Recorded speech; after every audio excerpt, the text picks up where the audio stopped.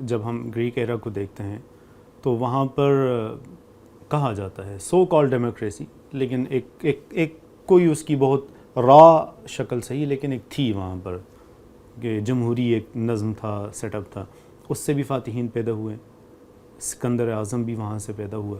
اور اگر اس طرح مذہب کی جب اب آپ نے بتایا، تو کیا یہ فاتحین کا پیدا ہونا یہ کوئی انسانی جبلت یا اس کے اندر کوئی خاص چیز ہے؟ یہ کیوں بہت زیادہ پیدا ہوئے ہیں ابھی تک؟ یعنی ایون جدید دور میں بھی، جیسے بھی آپ نے خود جن مثالیں دی، ہٹلر بہت جدید دور، بہت ڈیولپڈ کنٹری اور بہت زیادہ علوم، فنون، فلسفے کے گڑھ سمجھا جاتا تھا جرمنی، لیکن وہاں سے ہٹلر جیسے شخص پیدا ہوتا ہے. اٹلی کی ایک بہت رچ علمی ٹریڈیشن ہے، اس کے باوجود وہاں سے میسولینی پیدا ہوتا ہے. تو یہ کیا اس کی کیا اسباب ہیں؟ یہ فاتحین کا یا دنیا کو کنکر کرنے کا یہ جو مزاج ہے، یہ کہاں سے پیدا ہوتا ہے؟ میں اس سے پہلے عرض کر چکا ہوں کہ دیکھیے ایک بنیادی جبلت تفوق کی برتری کی وہ تو انسان کے اندر موجود ہے. اگر آپ غور کر کے دیکھیں تو ہم میں سے ہر شخص اپنے چھوٹے سے چھوٹے دائرے میں برتری قائم کرنے کی جدوجہد کر رہا ہے.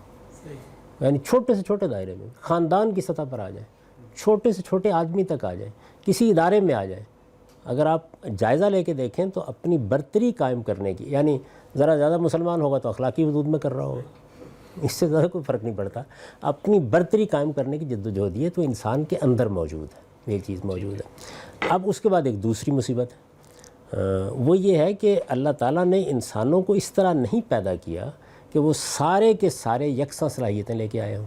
ان کے اندر غیر معمولی صلاحیتوں کے لوگوں کی ایک تعداد لازماً پیدا ہوتی ہے مختلف علوم و فنون میں. یعنی ایک جم غفیر وجود میں آتا ہے. اس وقت بھی آپ دیکھیں پاکستان کو لے لیتے ہیں، 22 کروڑ 30 کروڑ جتنی بھی آبادی ہے، اس 22 کروڑ کی آبادی کے اندر اگر آپ غور کر کے دیکھیں تو ایک خاص تناسب مختلف فنون و علوم کے ماہرین کا لازماً رہتا ہے. یعنی کوئی شاعر ہوگا، کوئی مصور ہوگا، کوئی ادیب ہوگا، کسی کو بات کہنے کا خوبصورت اسلوب آتا ہوگا، کسی کی آواز بہت اچھی ہوگی. یہ ساری چیزیں آپ عام زندگی میں دیکھتے ہیں. اسی کے اندر وہ باصلاحیت لوگ بھی پیدا ہوتے ہیں جن کے اندر لیڈرشپ کے صلاحیت ہوتے ہیں. یعنی وہ یہ سمجھتے ہیں کہ ہمیں لوگوں کی رہنمائی کرنی ہے. خدا نے پیدا ہی ہمیں اس بنیاد پر کیا ہے. جیسے ایک شاعر اپنے عرش کو مار نہیں سکتا، شاعری کرنی ہے مجھے. ایک مصور جو ہے اس کو اگر آپ کہیں گے نا کہ یہ ناجائز ہے تو وہ کوئی اور چیزیں پیدا کرنا شروع کر دے گا، روک نہیں سکتے. اسی طریقے سے خدا کے بنائے ہوئے نظام میں لوگوں پر اپنی برتری قائم کرنے کا داعیہ رکھنے والے لوگ پیدا ہوتے ہیں، لیڈرشپ موجود ہوتی ہے.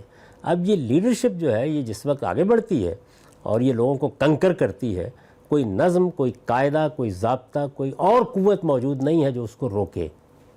وہ نظریاتی قوت بھی ہو سکتی ہے، وہ کوئی سیکولر قوت بھی ہو سکتی ہے، نہ روکے تو وہ یہی کہیں گے کہ بھائی ہم نے ہندوستان فتح کیا ہے، یہ ہمارا ہے. سر مسلمان بھی فاتحین تھے؟ یقیناً، اس میں کیا شک ہے. یعنی فاتحین ہی تھے. اگر آپ غور کر کے دیکھیں تو بنو امیہ نے جو ایکسپینشن کی ہے، بنو عباس نے کچھ اس کو تھوڑا سا روک دیا اور انہوں نے کہا کہ ہم امن استحکام کو زیادہ ترجیح دیتے ہیں، لیکن حاکم اور محکوم کے تعلق کو ختم نہیں کیا. یعنی جو تعلق فاتحین پیدا کیا کرتے ہیں وہی تعلق رہا. اور عثمانی، وہ تو آپ دیکھیے ہلاکو خان کی اولاد، وہ آئے، انہوں نے آ کے آپ کے سارے علاقے کو رون ڈالا. انہوں نے آپ کی خلافت جو اس وقت قائم تھی، آپ اندازہ کیجئے نا کہ آج تو وہ ایک ماضی کی خبر ہے، لیکن وہ سعدی کا مرثیہ پڑھیے، آسمان را حق بود گر خوں ببارد بر زمین. آسمان کے لیے اس وقت یہی مناسب تھا کہ وہ بارش برسانے کی بجائے آسمان سے خون برساتا. یہ صورتحال پیدا ہوئی جب آخری حکمران، آخری خلیفہ کو انہوں نے گرفتار کیا اور مارا. اس کے بعد ان کی حکومت قائم ہو گئی، سلطنت قائم ہو گئی. اس کے بعد آپ عثمانیوں کی حکومت ہی میں رہے ہیں نا.